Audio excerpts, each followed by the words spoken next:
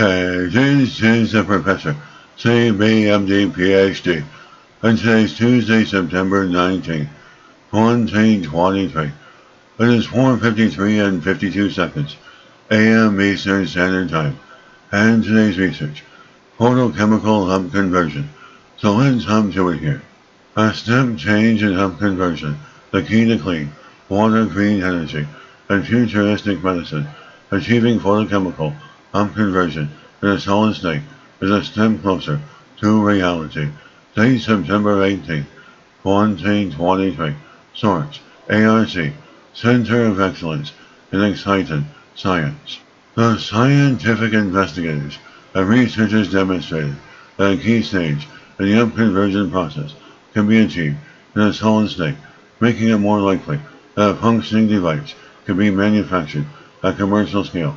Possible applications include hydrogen, catalysts, and solar energy generation. They think people are going to immediately start copying them. They consider this a breakthrough because this approach can be adapted to upconverting into the ultraviolet or from the infrared. There is so much they can do with it. As upconversion involves gluing two low-energy photons of light together to create more energetic, visible light, which can be captured by solar cells or harnessed for other purposes. The technical term for gluing the process is triplet annihilation, which produces a single exciton. An exciton is a quasi-particle which exists when an electron and the hole it is bound to becomes excited by light or another source of energy. The controlled and reliable triplet annihilation and the photochemical upconversion it enables can raise the efficiency limit of solar energy devices from 33.7% to 40% or beyond. As much of the fundamental research on upconversion is performed with liquid samples for the mechanism to be useful in real-world devices applications, it must be effectively demonstrated in a solid state. The scientific researchers created a thin film of nanostructure, aluminum stain, with a sensitizer. The pores of the structure are filled with emitter molecules in concentrated solution, which allows a highly promising photon generation quantum yield of 9.4%.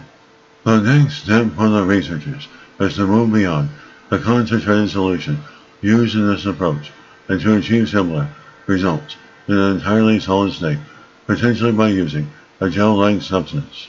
If you can make it small enough, you can use it for even doing chemistry. In the body, you can generate higher energy light at a targeted place inside the body to treat tumors, to create medicines with laser precision.